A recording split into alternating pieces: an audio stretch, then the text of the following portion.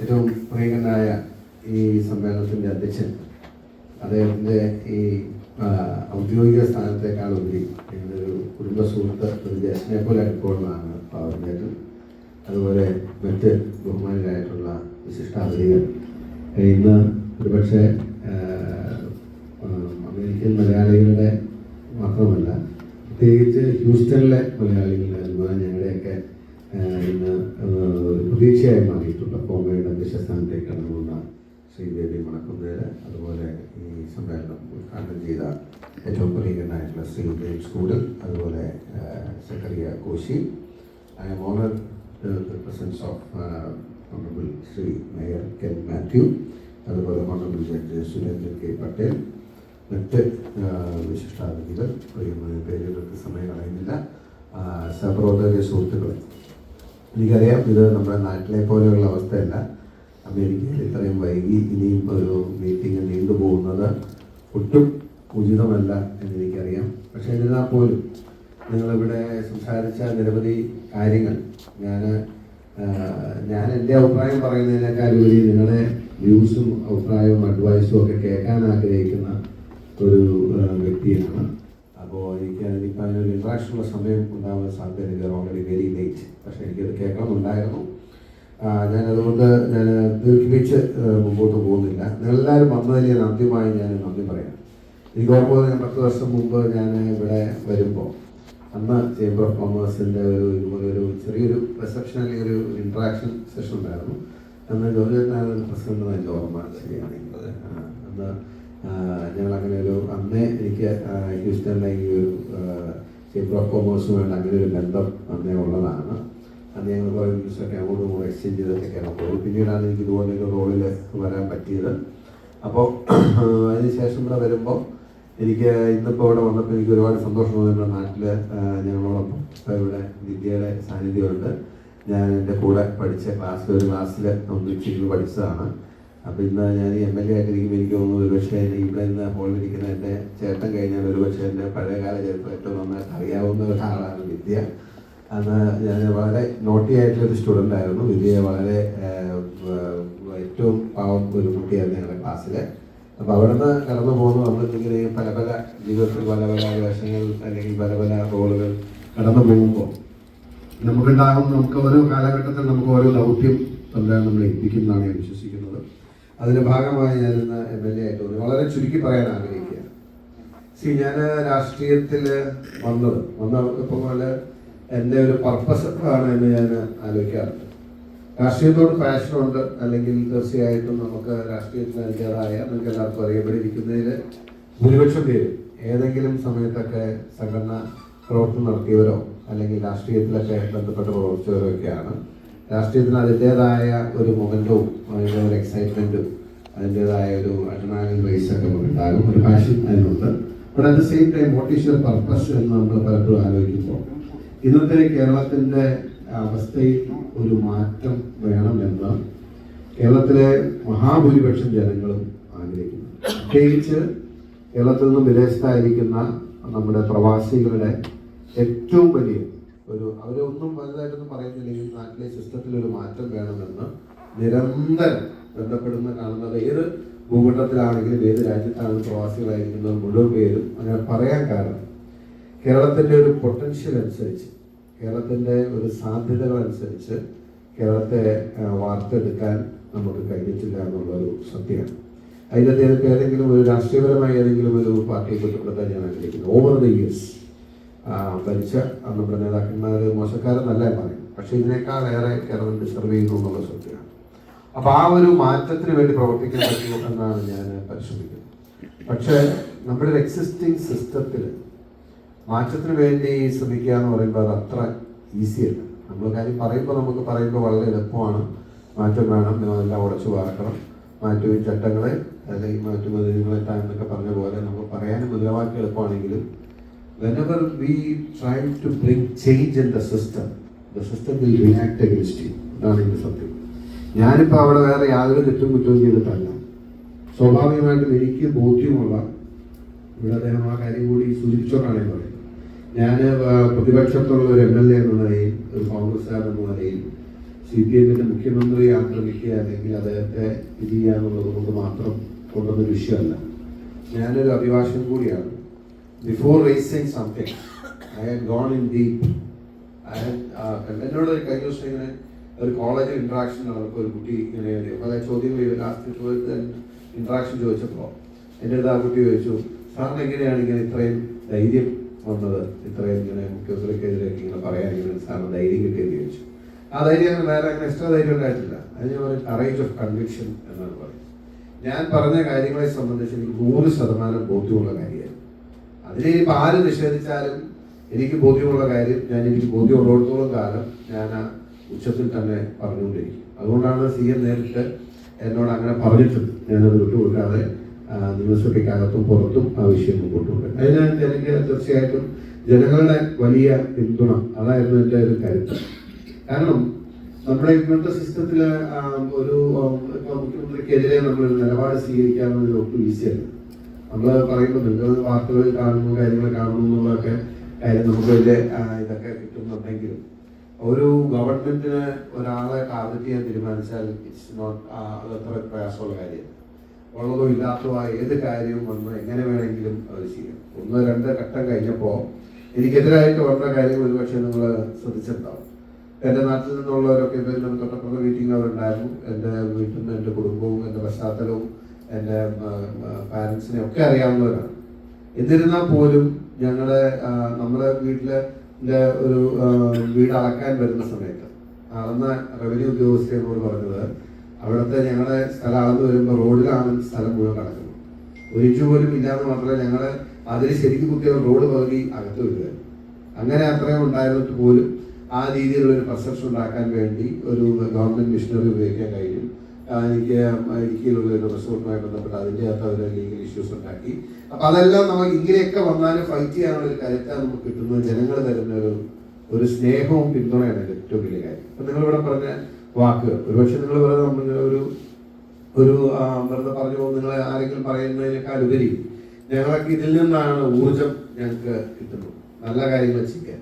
ഞാനിപ്പോൾ ഇവിടെ സാന്ദർഭികമായി അങ്ങ് സൂചിപ്പിച്ചൊരു കാര്യം ഓർത്തു പോയത്. ഞാൻ ദളിത് ഫാമിലി ആ കുട്ടികളെ ഒരു ഇഷ്യൂ വന്നപ്പോൾ ഞാനത് ചെയ്യാനില്ല. യഥാർത്ഥത്തിൽ നമ്മൾ മനസ്സിൽ തട്ടിയൊരു കാര്യം ചെയ്യുമ്പോൾ ഉണ്ടാകുന്ന ഒരു ഡെത്താണ്. കാരണം അത് ഞാൻ ചെയ്യുന്നതിന് മുമ്പ് എനിക്കൊരു ബോധ്യം ഉണ്ടായിരുന്നു. അതിനൊരു ലീഗൽ എറർ അവരുടെ ഭാഗത്തുണ്ട്. കാരണം അച്ഛനും അമ്മയും വീട്ടിലില്ലാത്തപ്പോൾ മൈനറായിട്ടുള്ള കുട്ടികളെ ഇറക്കി വിടാനുള്ള റൈറ്റ് ഒരു റിക്കവറിയും ഒരു നിയമം അവർക്ക് നൽകുന്നില്ല. പക്ഷെ നമ്മുടെ നാട്ടിൽ US-ലായിരുന്നെങ്കിൽ ആ ബാങ്ക് $millions അവർക്ക് കൊടുക്കുന്നുണ്ട്. $millions കോമ്പൻസേഷൻ കൊടുക്കും. നാട്ടിൽ പക്ഷേ ചെയ്യില്ല. നമ്മുടെ നാട്ടിലെ ബാങ്കുകാരെന്ന് വെച്ച് കഴിഞ്ഞാൽ ഡോമിനേറ്റ് അല്ലെങ്കിൽ അവരെന്ത് ചെയ്താലും ആരും ചോദിക്കാത്തൊരു സിസ്റ്റമാണ്. പക്ഷെ ഞാൻ MLA ആയിരുന്നുകൊണ്ട് എനിക്ക് സ്വാഭാവികമായിട്ട് അസെപ്റ്റ് ചെയ്യാൻ പറ്റും. പക്ഷെ ലോയർ ആയിരുന്നുള്ളായിരുന്നു എൻ്റെ സ്ട്രെങ്ത്. MLA എന്നായിരിക്കും. എന്നിട്ട് ഞാൻ അത് ചെയ്ത ആ ഒരു കോണ്ടെക്സ്റ്റിൽ പോലും ആ കാര്യത്തിൽ എനിക്കെതിരെ കേസെടുക്കാൻ പറ്റും അന്ന് നോക്കിയത്. കാരണം ബാങ്ക് ഔദ്യോഗികമായി കൂട്ട് തകർന്നു. അപ്പൊ ഞാൻ അവിടെ വെച്ച് പറഞ്ഞില്ല, എൻ്റെ കൂടെ കുറെ കോൺഗ്രസ്സുകാരെല്ലാം ഉണ്ടായിരുന്നു. എനിക്കറിയാം അവരെല്ലാം കേസിൽ പ്രതിയാവും. അവരെയൊക്കെ പ്രതിയാക്കി അവരെ കാരണം അവിടെ സിസ്റ്റം അങ്ങനെയാണ്. വേട്ടയാടെന്ന് വെച്ചാൽ അങ്ങനെ നമ്മൾ വിചാരിക്കുന്നതിനേക്കാൾ അപ്പുറമാണ്. അവരെല്ലാം കേസിൽ പ്രതിയാണ്, ട്രസ്പാസാണ്, അകത്തു പോകും. നമ്മുടെ കൂടെ ഞാൻ MLA നിലയ്ക്ക് വന്ന് നേതാവിൻ്റെ കൂടെ വരാൻ വേണ്ടി വന്ന പാവപ്പെട്ട ആളുകളാണ്. അതുകൊണ്ട് ഞാൻ ചെയ്യുന്നതിന് മുമ്പ് വീഡിയോ പറഞ്ഞു എൻ്റെ റെസ്പോൺസിബിലിറ്റി ഇസ് മൈൻ. അതുകൊണ്ടാണ് ആ പൂട്ടയിൽ ആദ്യത്തെ അടി ഞാൻ തന്നെ അടിച്ചു പൊട്ടിച്ചോളാന്ന് പറഞ്ഞു. അതല്ലെങ്കിൽ അവിടെ പാർട്ടിക്കാർ പിള്ളേരോട് ആരോടും പറഞ്ഞില്ലെങ്കിൽ അവരെ പൂട്ടടിച്ച് പൊട്ടിക്കായിരുന്നു. പക്ഷെ അത് അടിച്ചു പൊട്ടിച്ചാൽ അവനകത്ത് പോയി ഞാൻ പുറത്തു നിൽക്കുകയും ചെയ്യും. എനിക്കറിയാൻ സംഭവിക്കാൻ പോകുന്നു.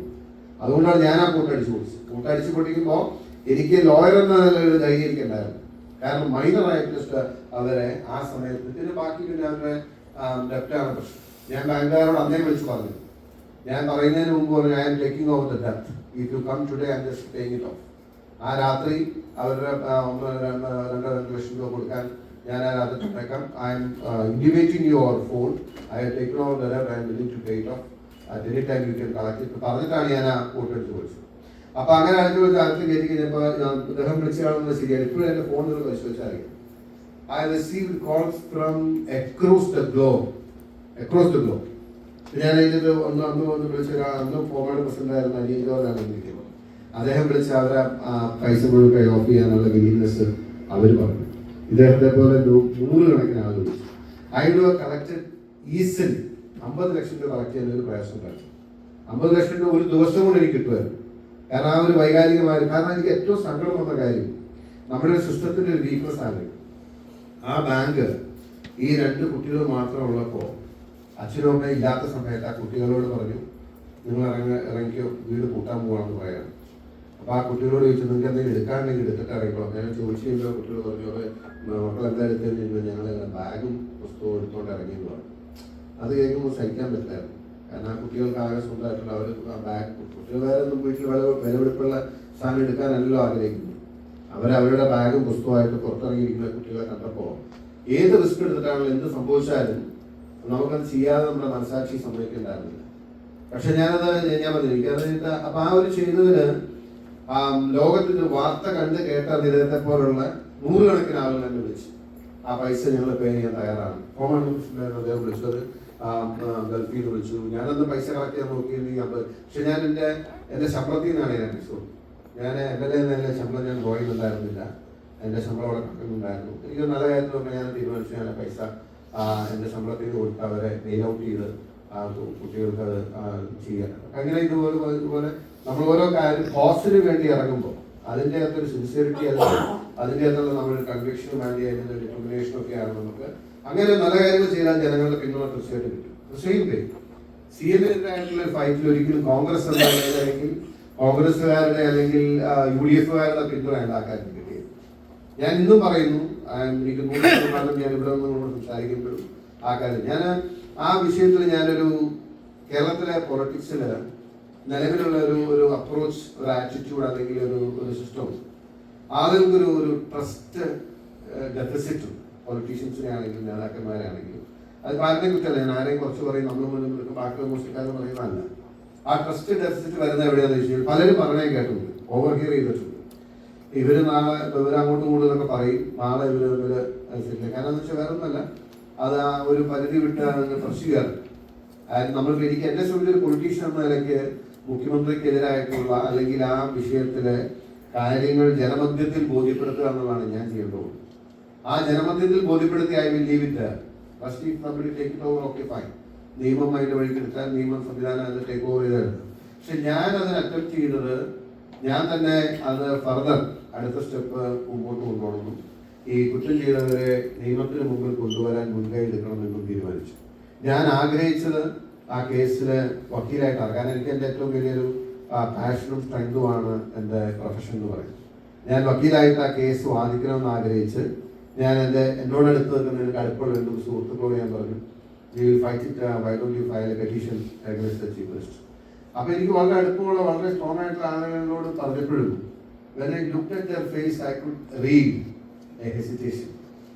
അവരുടെ മനസ്സിൽ അങ്ങനെ മുഖ്യമന്ത്രിക്കെതിരെ ഒരു പരാതി എന്ന് പറയുമ്പോൾ then immediately I decided I will take the risk. അങ്ങനെയാണ് ഞാൻ തന്നെ പരാതിക്കാരനായി കേസ് കൊടുക്കാൻ തീരുമാനിച്ചത്.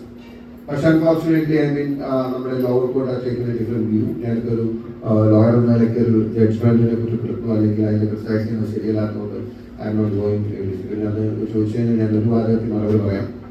പിന്നെ ആക്ച്വലി ഫോമയുടെ ഫസ്റ്റ് ഡേ പ്രൊസസ്സിൽ ഞാൻ ഉണ്ടായിരുന്നില്ല അല്ലേ. ഇരുപത് അവരെന്നെ റിക്വസ്റ്റ് ചെയ്തത് 8-ാം തീയതി വരണം എന്നുള്ളതാണ്. പക്ഷെ I could not come on 8 because ഞാൻ അതിൻ്റെ ലോവർ കോർട്ട് ജഡ്ജ്മെൻറ്റിനെതിരായിട്ടുള്ള അപ്പീൽ ഹൈക്കോടതി ഫയൽ ചെയ്തിട്ടുണ്ടായിരുന്നു. അതിൻ്റെ ഹിയറിംഗ് ആർഗ്യുമെന്റ്സ് 7-ാം തീയതി കൺക്ലൂഡ് ചെയ്തിട്ടാണ് ഞാൻ പോകുന്നത്. I don't know what will happen. എന്തോ കോടതി പറയാൻ എനിക്കറിയാം. ബട്ട് വിത്ത് ഓൾ ഹേർട്ട് അല്ലെങ്കിൽ എൻ്റെ കഴിവിൻ്റെ പരമാവധി ഞാൻ ആ കേസിൽ ഞാൻ ചെയ്തിട്ടുണ്ട്. ഇനിയിപ്പോൾ ബാക്കി കോടതിയാണ്. അത് നമുക്കിപ്പോൾ നമ്മുടെ രാജ്യത്തെ ഒരു ലീഗൽ സിസ്റ്റം ഉണ്ട്, അല്ലെങ്കിൽ ഒരു ജസ്റ്റിസ് അഡ്മിനിസ്ട്രേഷൻ പ്രോസസ് ഉണ്ട്. അതിൽ നമ്മൾ വിശ്വസിച്ച് ചെയ്യാൻ പറ്റുന്നത് ചെയ്യാമെന്നുള്ളത്. I will take it up to Supreme കോടതി. ഉണ്ടാവും ഹൈക്കോടതി എതിരായിട്ട് വന്നാൽ സുപ്രീം കോടതി പോകും. അതിന് എത്ര ലക്ഷം രൂപ ചെലവ് വന്നാലും അതിൻ്റെ 4 അതിന് വേണ്ടി ഒരു പൈസ കളക്ട് പാർട്ടിക്ക് വേണ്ടി ഒന്നും ചെയ്തിട്ടില്ല. This is what I can do.